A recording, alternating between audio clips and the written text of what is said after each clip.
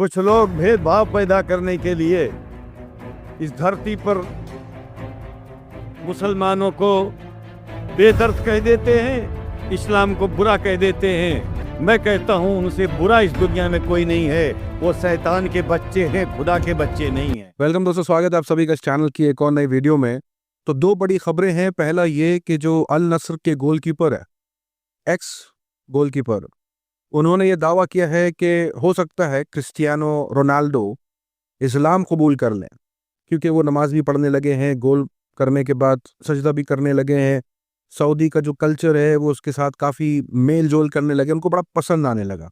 दूसरी खबर बताई जा रही है कि इंग्लैंड के अंदर जो नाम मोहम्मद है वो बहुत पॉपुलर हो गया है। इसको लेकर के तो बड़े बड़ी मीडिया रिपोर्ट कर ही रही है, यहाँ तक कि सुधीर चौधरी ने शो तक कर दिया। पूरी दुनिया में 13 देश ऐसे हैं जो खुद को ईसाई देश मानते हैं और इनमें ब्रिटेन का नाम भी है। लेकिन आज एक ईसाई देश में बच्चों का सबसे लोकप्रिय नाम ओलिवर या नोआ नहीं बल्कि मोहम्मद है। तो जैसे कि आपने सुधीर चौधरी को सुना, रिपोर्ट कर तो रहा था लेकिन लग नहीं रहा था खुश है।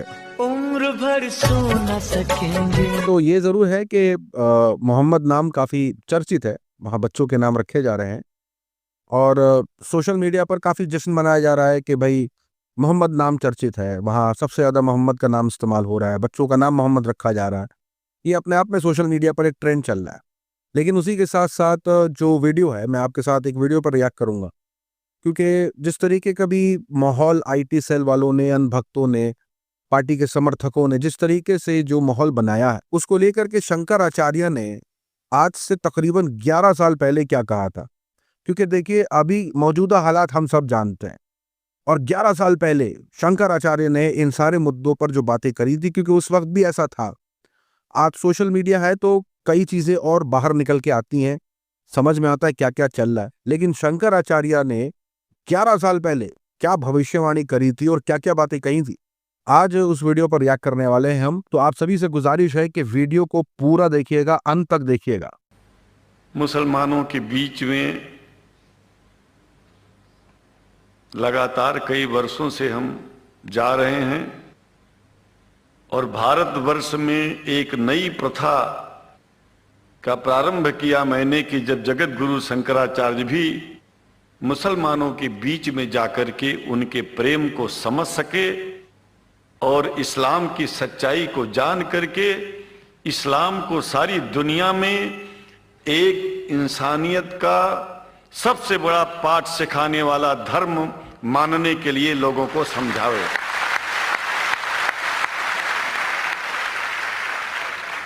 जब लोग इस्लाम को बेदर्द, मुसलमान को बेदर्द, तलवार के जोर पर चलने वाला धर्म बताते हैं, तो अगर शायद धरती में कोई दुखी होता होगा तो सबसे ज्यादा दुख मुझको होता है। वो भाई साहब, ये न सच्चाई है और न कभी ये सच्चाई हो सकती है। जिस इस्लाम ने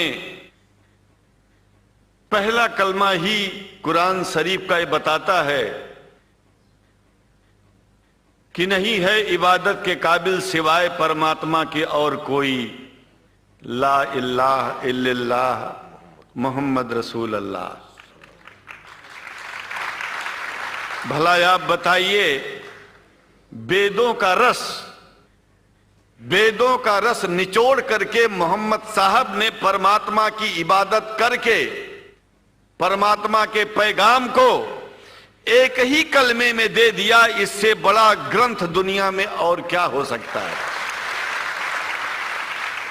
अगर कुरान के पहले कलमे को ही पढ़ करके हिंदू अपने धर्म का पालन करना चाहे तो उससे बड़ा धर्मात्मा शायद कोई नहीं होगा। कुरान को हमने गहराइयों में जा करके तो नहीं अनुभव किया, लेकिन कुरान के मानने वालों के हृदय की गहराइयों में जाके देखा कि अगर इस्लाम को पूरी दुनिया अगर स्वीकार कर ले तो इसमें कोई बुराई नहीं है। इस्लाम परमात्मा के द्वारा बताया गया सिद्धांत है। इस्लाम किसी व्यक्ति का अपना नियम नहीं है, अपना सिद्धांत नहीं है। कुछ लोग भेदभाव पैदा करने के लिए इस धरती पर मुसलमानों को बेदर्द कह देते हैं, इस्लाम को बुरा कह देते हैं। मैं कहता हूं उनसे बुरा इस दुनिया में कोई नहीं है, वो शैतान के बच्चे हैं, खुदा के बच्चे नहीं हैं। क्या बोल रहे हैं? अच्छा बात नहीं है। जहां तक मेरी अपनी पहुंच है, हमने वेदों को पढ़ा, पुराण को पढ़ा, शास्त्रों को, हिंदू धर्म ग्रंथों को पढ़ा, उसके बाद में मुसलमानों के बीच में जाना शुरू किया। हमने मुसलमानों से हाथ मिलाया तो हमारा विरोध किया गया। ये अंडा खाने वालों से हाथ मिलाते हैं, शंकराचार्य कैसे हैं? अरे हमने कहा कि तुम्हारी समझ में नहीं आ रहा है।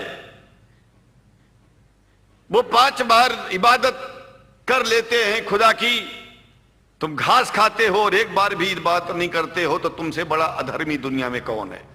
तुम अपने अधर्म को देखो। किसी के पवित्रता के सिद्धांतों का विरोध करना पहला अधर्म है। आप क्या खाते हैं, कैसे रहते हैं, अगर हमें आप दुखी नहीं करते हैं तो आपसे बड़ा इंसान दुनिया में कोई नहीं है। हम घास खाएं और आपके दिल को चोट पहुंचाएं तो हमसे बड़ा अधर्मी कोई नहीं है दुनिया में। मैं आप लोगों के बीच में आकर के एक बात बताता हूं। कुछ समय से हिंदू धर्म के नाम पर कुछ संस्थाएं हिंदू मुसलमानों में भेद पैदा करने के लिए कुछ ऐसा कार्य किया जिसकी वजह से आम हिंदू, सीधा साधा हिंदू बेचारा जान ही नहीं पाता है इस्लाम क्या है और सनातन धर्म क्या है। सनातन धर्म और इस्लाम में कोई भेद नहीं है और हिंदू धर्म तो कोई धर्म ही नहीं है।